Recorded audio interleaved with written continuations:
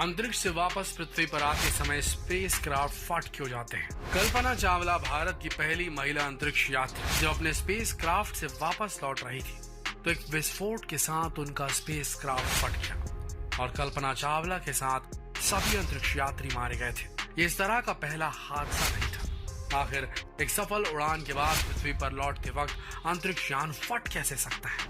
आज के वीडियो में आप जानेंगे कि रॉकेट या स्पेसशिप आखिर अंतरिक्ष में पहुंचते कैसे और फिर वापस कैसे आते हैं। कैसे एक छोटी सी गलती से स्पेस शिप में ब्लास्ट हो सकता है और रॉकेट और स्पेसशिप में क्या डिफरेंस होता है। तो बने रहिए इस वीडियो के अंत तक। आप अक्सर न्यूज में सुनते होंगे कि फलाना देश ने अपना स्पेस क्राफ्ट स्पेस में भेजा है या उस देश का रॉकेट स्पेस में गया है, लेकिन आखिर स्पेस क्राफ्ट और रॉकेट में अंतर क्या है?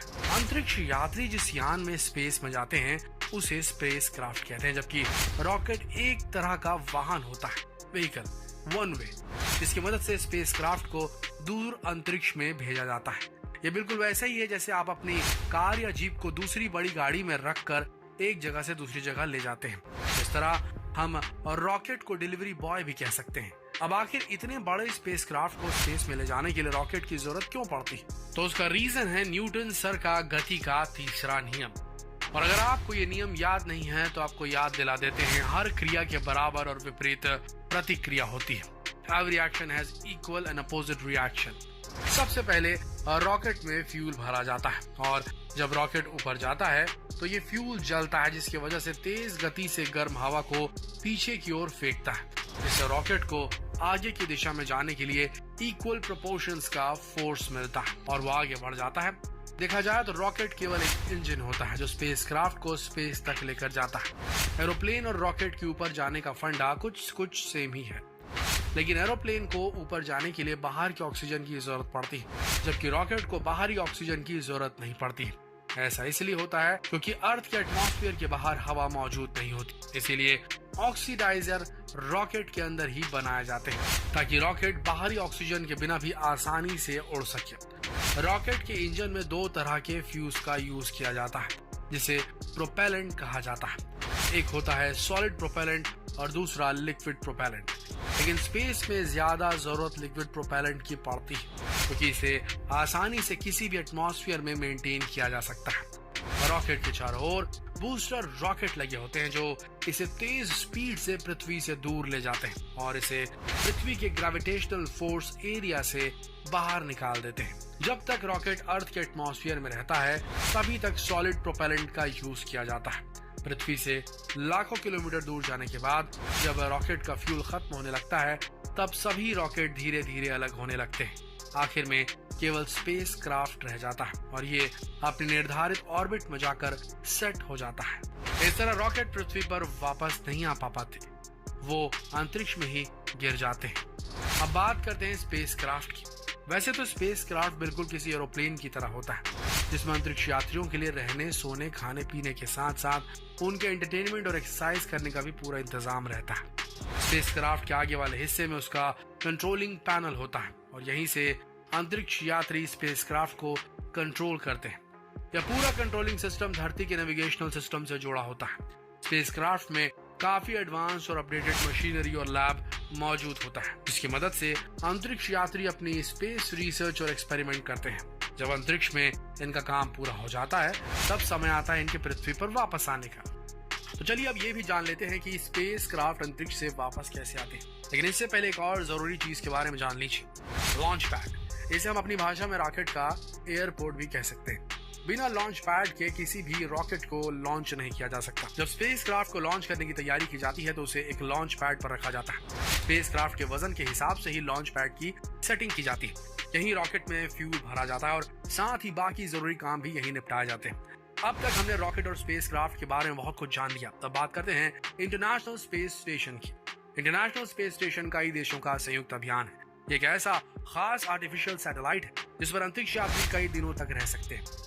इसे हम स्पेस में मौजूद एक आलीशान होटल भी कह सकते हैं।